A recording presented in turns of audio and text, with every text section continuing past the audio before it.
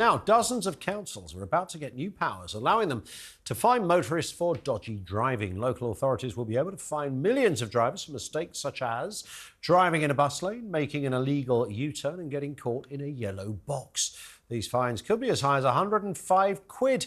Joining me now, Tom Jervis, consumer reporter at Auto Express. Tom, good afternoon to you. I mean, it's a... Good afternoon, how are you? Good as gold at this end. I mean, it's the easiest one in the book, isn't it? If you're short of a few quid, just find a way to fine a motorist. Well, that seems to be the case. It seems like motorists are getting it from all angles at the moment.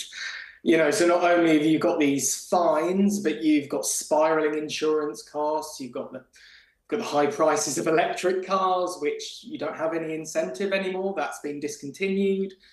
Despite the cut on fuel duty, you've still got ridiculously high fuel prices. I mean, you can't win if you're a motorist at the moment, frankly.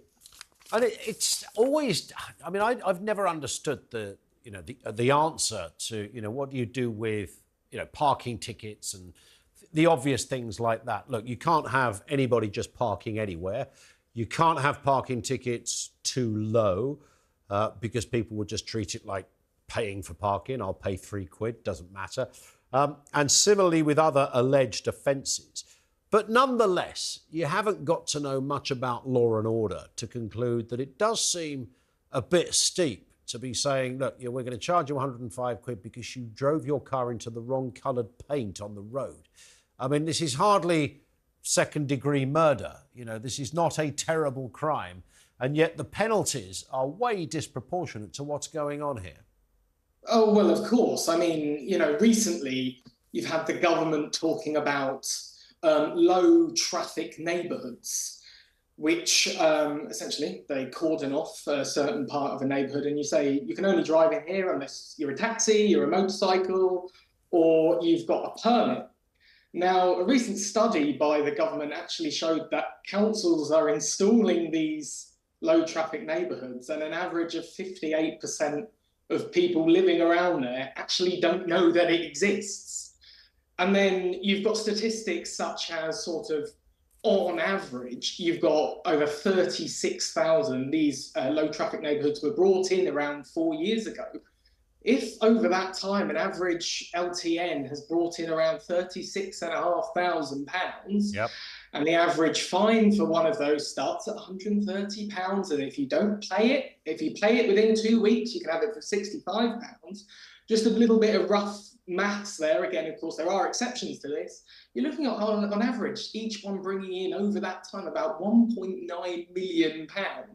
Or if you want to break that down into four, you've got £500,000 a year, costs £250,000 on average to set one of these up. Of course, could be higher, could be lower. But that's a lot of money going into councils' pockets just because someone might have accidentally driven in and not seen the signs. Yeah, and I mean, people always make the analogy. If you walked into a pub and, kicked somebody in the shin because you didn't like them very much, you probably wouldn't be fined as much money as you can get if you drive down the wrong road, on the wrong coloured lines and do a U-turn in the wrong... Man, I mean, these are just... Look, we've got to have rules and regulations. They just seem through the roof. And, of course, to compound the whole thing, Tom, just to make the whole thing even more offensive to the humble motorist, we're driving on roads where potholes are so bad, if you put your foot in one of them, you're in a different postcode. And yet very little seems to be happening with those things.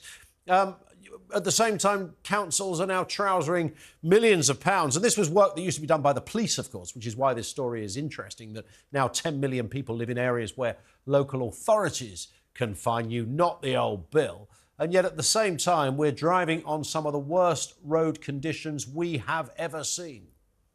Oh, they're absolutely terrible. I mean, only a couple of weeks ago, I was having to change my partner's tyre by the side of the road at 11 o'clock at night in the pitch black because we'd hit this massive pothole and the tyre had burst.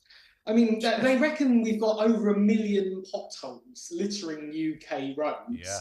I mean, a report by the RAC reckon that in 2023, out of all of their call-outs, almost 30,000 of them were pothole related, that someone's had some damage to their car, to the Well, that's suspension, or insane. This is the tyre. United Kingdom in the 21st century. We should be almost gliding on our beautiful roads, made of fabulous so, high-end bitumen and goodness knows, and gold and pearls nestled into the surface.